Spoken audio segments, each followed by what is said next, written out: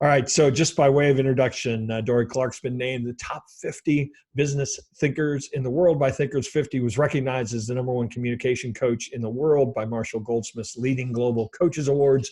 She's also a consultant, keynote speaker, teaches executive education at Duke University's Fuqua School of Business and Columbia Business School. And she's the author of Entrepreneurial You, Reinventing You, and Stand Out. She's also a fabulous person that I've had the pleasure of getting to know over the years. She's supported a lot of my efforts and is just, she's probably the smartest person I know. But in fact, Dorie, I was going to ask you, how does what's a top business thinker do?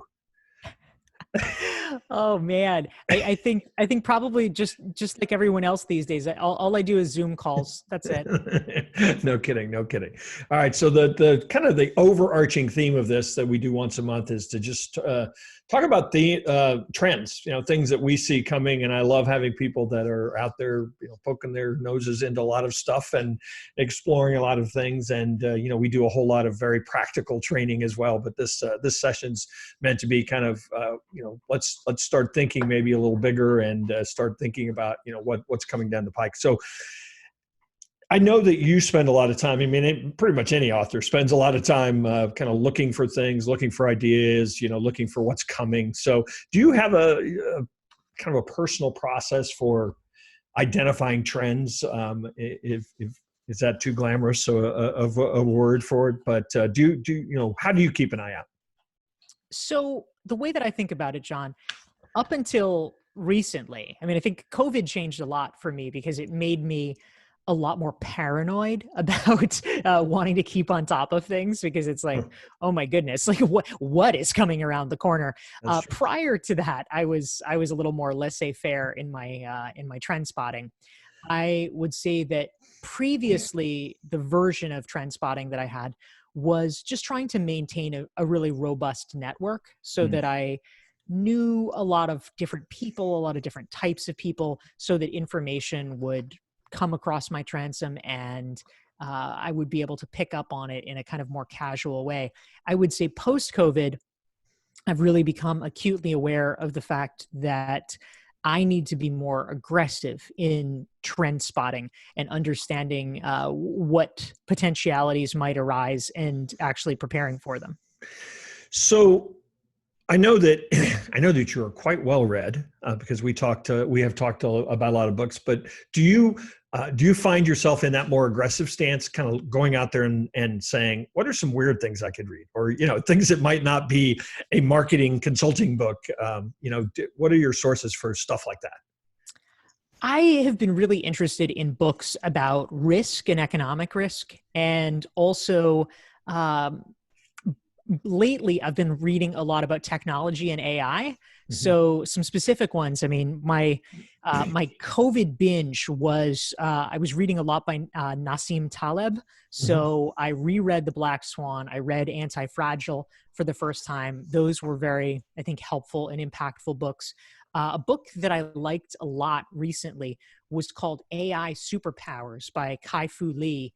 Which was talking specifically about China and AI and how the Chinese government was handling things and what we could see on the horizon for artificial intelligence.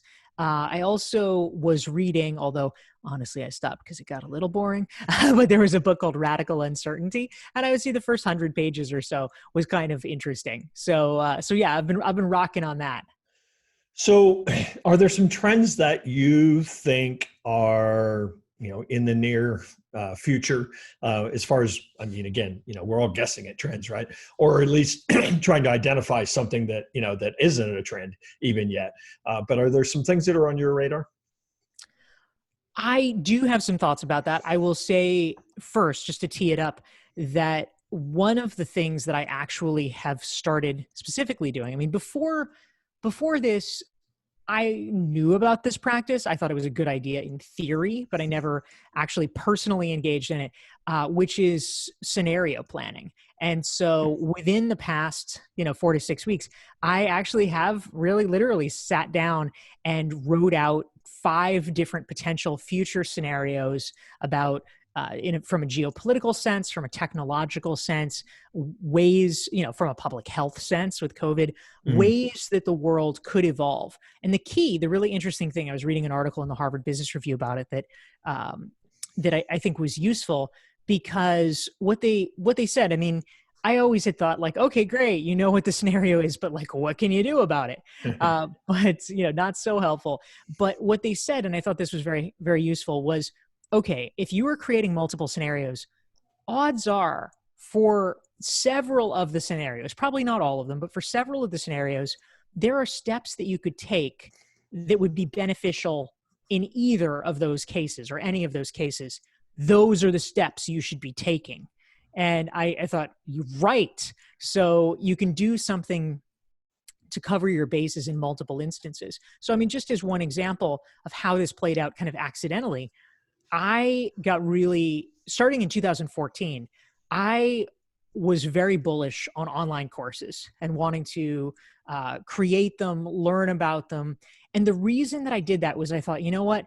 I know that at some point a recession is coming. And you and I know that it's always the first thing that's cut is speakers and conferences and things like that. I did not know a pandemic was coming. But I thought, okay, a recession's coming. And so I built up a lot of effort and a lot of experience in online courses. And that ended up serving me well during the pandemic. Since we've mentioned the pandemic a number of times, which is obviously hard not to do in 2020, do you see any trends that you think are really going to impact brands moving forward, kind of because we've all lived through this? Yeah, I think that one that is interesting that I've been sort of playing with, I think these are kind of two opposite sides of the coin. I mean, clearly everybody, has now been pushed to distance, remote, et cetera. Right. I mean, now, okay, great. There's proof of concept. We know people can do it. We know it works. It will stay. It will remain here. But I think the interesting thing is that I think that e-learning or whatever is probably just going to become commoditized. It's probably going to become the sort of baseline. And I think that there's a lot of room once people are allowed to do this, once we're able to travel again more freely, the in-person stuff actually, I think, is going to become dramatically more expensive and more bespoke because it no longer will be, that's no longer the default. It becomes really legitimately special when you can do that. Yeah, and I guess what you're saying is some of the stuff that we used to go to 4 conferences a year or whatever, we'll go to 1 now. And because the other stuff can effectively, in a lot of ways, be replaced. I mean, the only thing we can't do in this environment, at least I haven't figured out how, is I can't reach out and, like give you a high five. I mean, we miss that kind of part of it, but I think a lot of us are learning. I know folks on this call today and in my network, are learning a whole lot of value can still be delivered through this platform.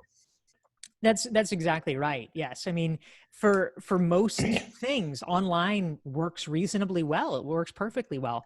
But yeah, I think instead of going to 4 conferences, we'll probably be going to 1 conference. That 1 conference may not be a 3,000 person conference. Right. It may actually be a 30-person gathering that you pay $10,000 to go to, because there's so much value in saying, I was in the room with him. I met him. We had lunch together. We did this. That is something that not everyone can do anymore. So because you do kind of skirt the fields of education as well as entrepreneurship, what do you, and you kind of hinted at it, I mean, what do you think the future of particularly higher education is? Oh man. I mean, certainly I think that we have been seeing for years that almost necessarily there's probably going to be some kind of mass housekeeping when it comes to people, educational institutions closing down. I mean, I think that there's going to be a real bloodbath in some ways in the marketplace over the next decade. I mean, there will always be, I think during chaotic situations, something I very strongly believe is that there is always a place for the premium institutions and the premium offerings. There's a flight to quality. And when there is uncertainty, when things are chaotic, people want the best. They want something that is guaranteed. And so you are going to be fine if you, in your field, in your industry, or whether you're in an institution of higher ed or a company, if you are regarded as the blue chip option. But it's a lot of the things in the middle that become a lot dicier, because if the price is not low, then people begin to wonder justifiably, well, what am I paying for? I wonder if we're going to see a real resurgence of training. So not just going and sitting in a classroom and being lectured to, but actually much more hands-on, maybe more practical job skills. I think we're going to see a resurgence in that type of education. Yeah, I think that's smart, John. I think that's absolutely right. And certainly we already are seeing trends where people are much more likely and interested to sign up for particular courses or particular training programs. I mean, coding boot camps are Right. a prime example. It's not a college degree, but why do you need a college degree if you want to become a coder? Some of the people are coming from a vocational path. Some of them already have college degrees, but they were a musician or they were a whatever, and now they want to learn something new and very targeted. So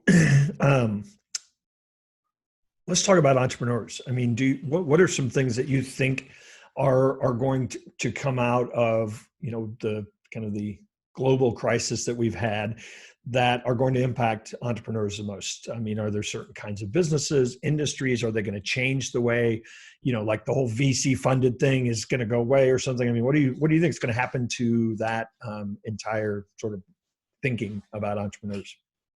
Well, I think something that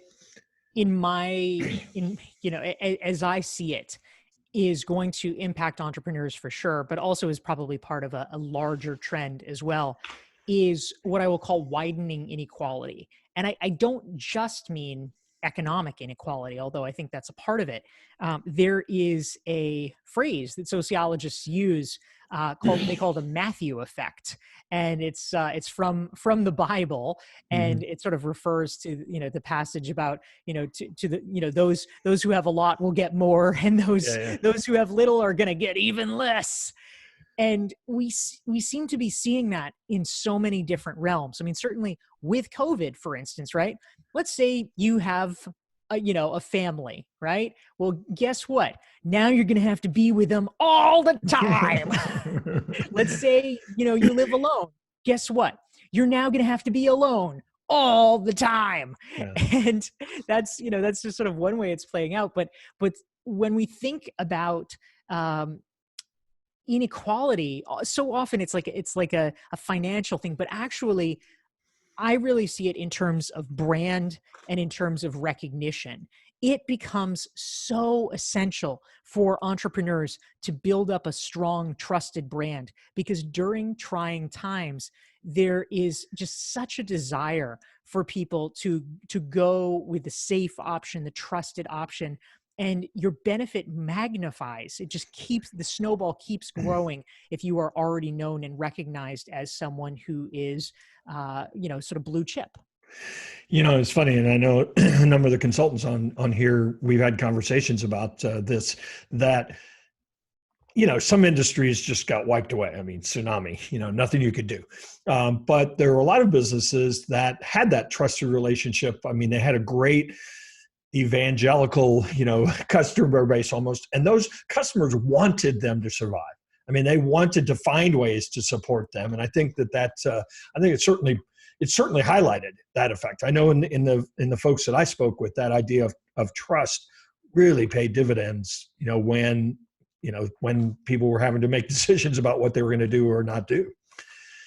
Absolutely. I mean, I know, there's a restaurant that I know of where literally patrons were going to them and saying, "Can we give you money? Can we invest in you? Can we Right. become like a minor partner, because we are so committed to keeping you open?" Do you believe that there will be, when pandemic first hit, and now that economy is taking a big hit, there were a lot of you saw the car commercials about we're in this together, and all of the sort of social messages. Do you think that will that there will be sort of a more intentional social messaging as well as commercial messaging that will stick around, or is it just kind of like that's the flavor of the day? I wish I could kind of give a different answer for this, but I think that given our current climate of political polarization, I think the more kumbaya brands are, the more they're going to sound like, what are you smoking?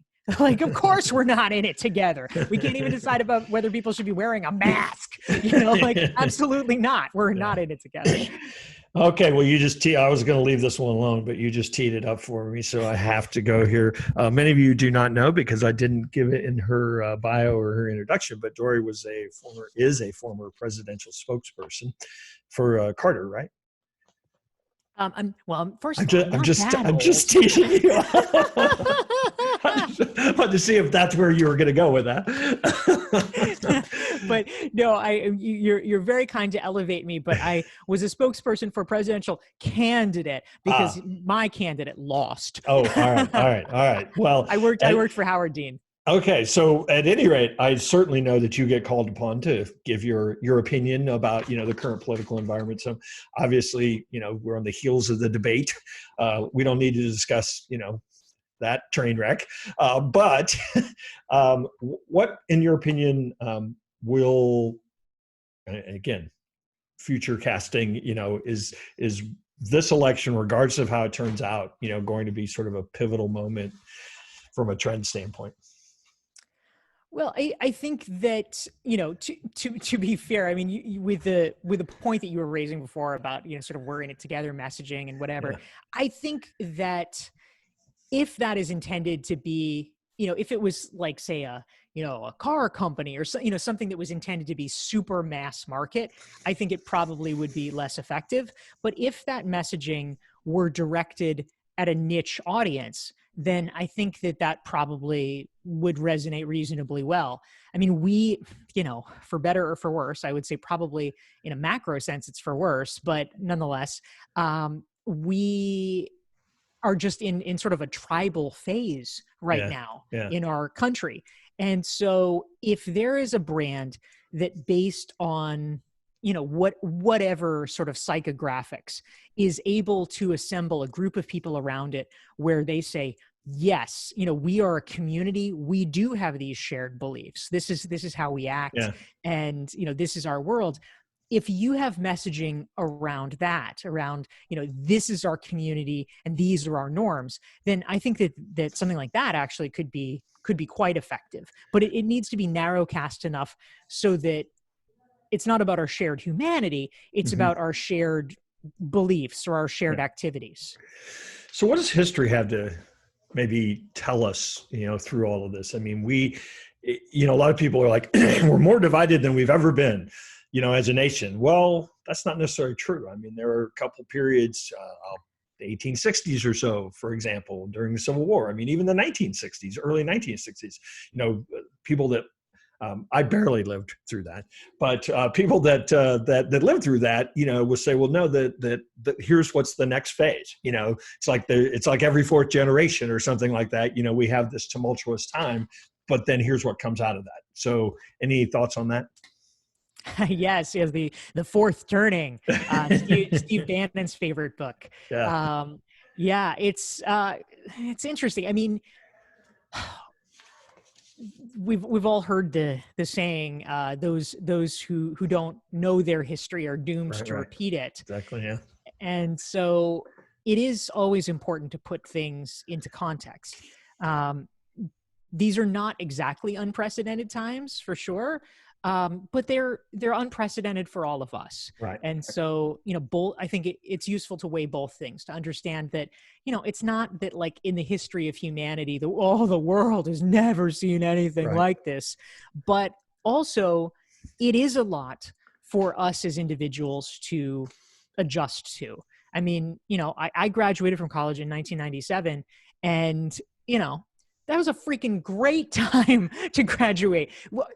America did not have a deficit. Yeah. We had literally conquered the deficit at that point. We're like, oh yeah, Berlin Wall, no problem. Russia, we're homies. Like life was pretty good. And so to go from that to this is pretty stark.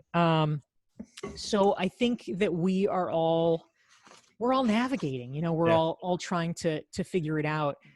What I do think is that certainly there is an increased understanding that whatever shakes out and whatever is going down, we are going to have to be a lot more self-reliant, because the institutions that we have previously relied upon are proving themselves, not necessarily inherently, but certainly because of how they're being run at the moment, unreliable. Yeah. And so I think this really is the moment for entrepreneurs, especially because I think there is in some ways nothing so quintessentially American as facing, full on the understanding that, nobody's going to take care of you. You freaking take care of yourself. You figure it out yourself, and you will be rewarded if you are clever enough to figure that out.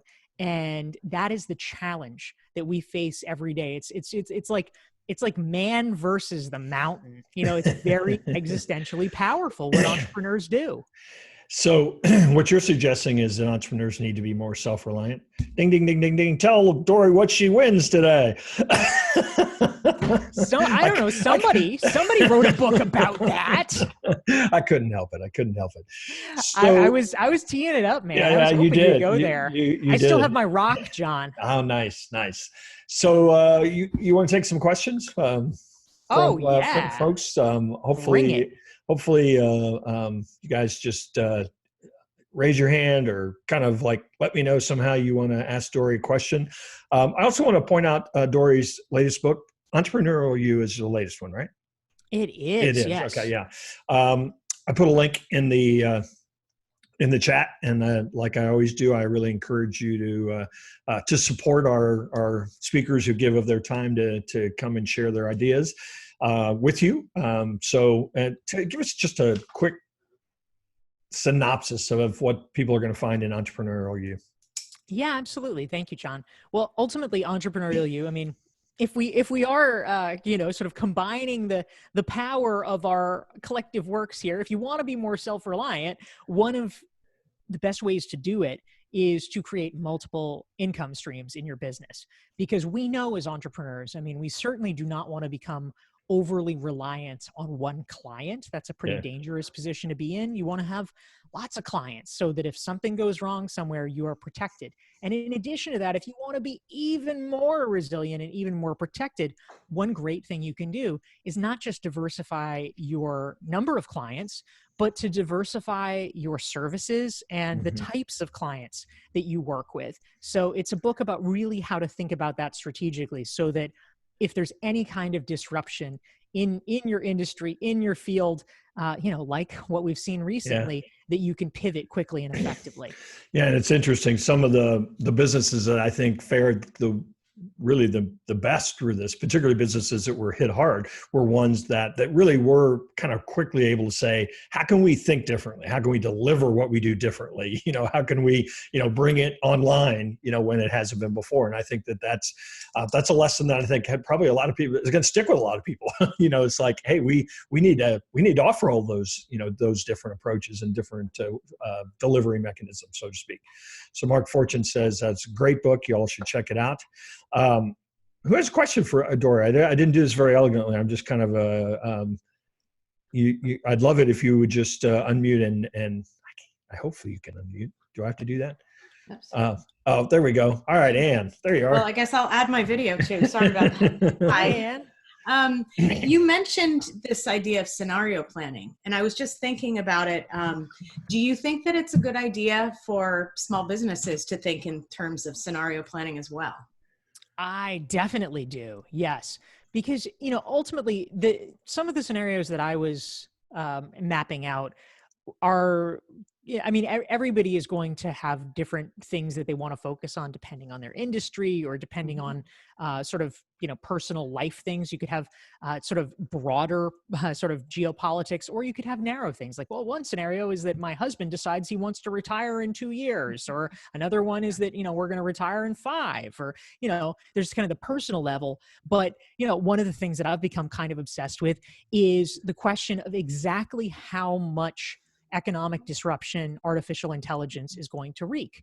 And serious estimates from serious people and entities say that we are going to have an unemployment rate that, it could be anywhere from 10% to 45% of the world economy gets knocked out. Their jobs get knocked out because of artificial intelligence. Most estimates center around maybe 20-30% of people losing their jobs. I mean, that is enormous. That's more than COVID. And we don't know the timeline, but is it 5 years, 10 years? Probably almost certainly in 20 years. So thinking about that and how one might adjust in that world becomes a pretty critical question. So just playing with those things, I think, is a very useful thought process and exercise for sure. Great, Interesting. It'd be interesting to see. Thanks, Ann. Anybody else just do what Ann did there? That worked perfectly. Is there anybody that's writing anything to like AI proof yourself? AI proof your role, your job, your contribution? Because obviously there are a lot of things that are very easy to replace with that technology, but there are going to be some things that are going to be a lot harder to replace. So any thoughts on that? Yeah, I mean, certainly some of the most interesting work, and it's not, their view is a little bit kind of more high level and technological. It's not quite so much of a specific user manual to AI proof yourself, but some of the best work that's being done about kind of our economic future and how technology ties into it is by Eric Brynjolfsson and Andrew McAfee from MIT. I think their books are consistently really interesting and valuable. Elise said, and Elise, you're more than welcome to unmute and ask this yourself if you'd like. Would you? Dorie likes to meet everybody. Okay, I can do that. Okay. Sure. Hi. Hi. Can you point us to some more resources regarding scenario planning? So like some nitty gritty, how to think about it or do it? Yeah. I mean, I can say I'm trying to actually remember the name of the article that I read recently in Harvard Business Review that I found pretty helpful. Actually, I think, let's see. Yeah, I think this one was it here. I'm just Googling it as we speak. So there was a there over the summer, Harvard Business Review did a pretty interesting piece about aspects of scenario planning, and I'm trying to actually, no, this maybe is not it. I don't want to like kind of fumble around as I'm looking at it, but over the summer, so summer 2020, there was really like a whole package of stories about aspects of scenario planning, and I would really recommend that highly as something to dig into. You can, I'm sure, find it online. And Okay, you said that thanks. that was HBR had that? Correct. Yep. Yeah. Okay. Great. Awesome. It's always good reading. Yes. So what's the, in researching this, there was a magazine that I think you mentioned that you read, and I can't remember the name of it. So it was an old article, but I don't mean you read one time. I mean that you read, what's that, the publication that costs about $14, a copy. And I think it's produced in the UK, and it's sort of almost a society culture. Oh, I'm not sure. You're like, not, all right. Like Monocle or Yeah. That might okay. be it. I think that is. Didn't I see something where again, this could have been going back a while. So I have not been reading that lately. Okay, all right. So I think somebody else popped in there. Was that Julie? Were you going to ask something? It was an accidental pop-in. All right. So last chance for any questions on for Dorie.